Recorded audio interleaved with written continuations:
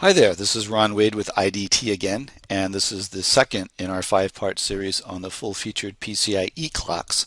This time we're going to be talking about clock generators.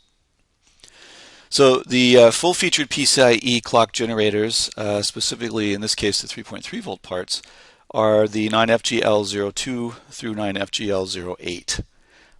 As the names imply, those are 2 output to 8 output devices, and there are also 4 and 6 output parts available.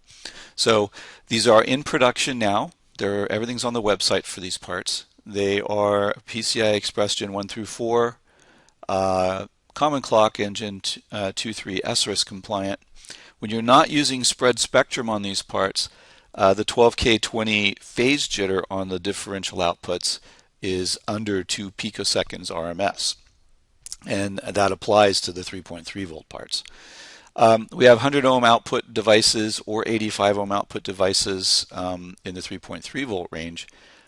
All the clock generators have a reference output which can be used to save an XO on the board, and the clock generators come in 4x4 to 6x6 millimeter QFN packages. With the 3.3 volt parts, we do have OTP customization at the factory available. You can refer to the data sheets on the web to see what parameters are customizable. And then we also have the complete range of clock generators available in both 1.5 and 1.8 volt versions. There are some additional features common to these parts, and all the parts in the family you can see in the first part, the family overview in this series. So again, we're just reviewing the key features. The phase jitter is Gen 1 through 4. Common Clock, Gen 2.3 SRIS. So you can design these parts in today and use them for a couple of generations before you have to redesign your board. All the parts, the 3.3 volt parts, are 200 milliwatts typical for the clock gens, which is very low power. That's 80% power reduction compared to our legacy 9FG108 type parts. So the heat dissipation is reduced, and if you're in a system that requires Energy Star compliance, this will definitely help you get there. The integrated terminations and the clock generators save up to 32 resistors, which is 55 millimeters square of board area, which reduces both your BOM and the area requirements of the devices. So the full-featured PCIe clock generators, besides having 2, 4, 6, or 8 outputs, have one reference clock output, as I mentioned earlier. And this is basically a family comparison of the clock architecture supported. TBD on the 1.8 and 1.5 volt parts for Gen 4, and pin compatibility also across the 3 operating voltages.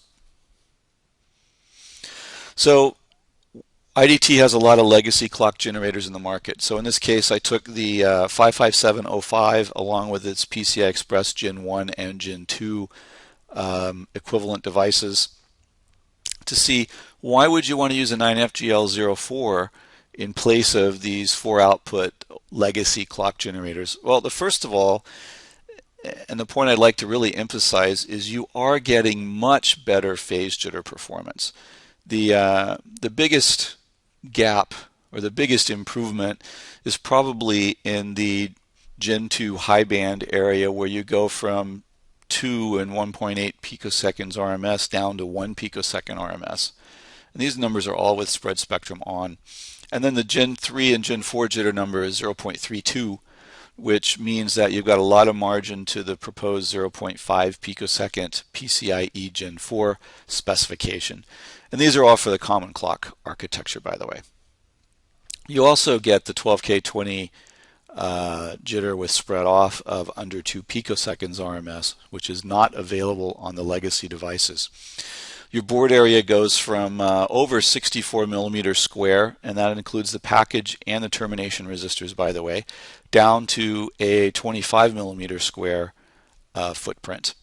And power drops by over 50% from as high as 380 milliwatts down to 142 milliwatts. And you get the reference outputs, which saves you a crystal oscillator. So you've got 25 to 400% less phase jitter, 66% less area, 50 to 90% less power, 16 resistors taken off the BOM, and if you want to save more power, you can use a 1.8 volt or 1.5 volt device for even more power savings. Thank you. That's it for clock generators, part 2 of our series.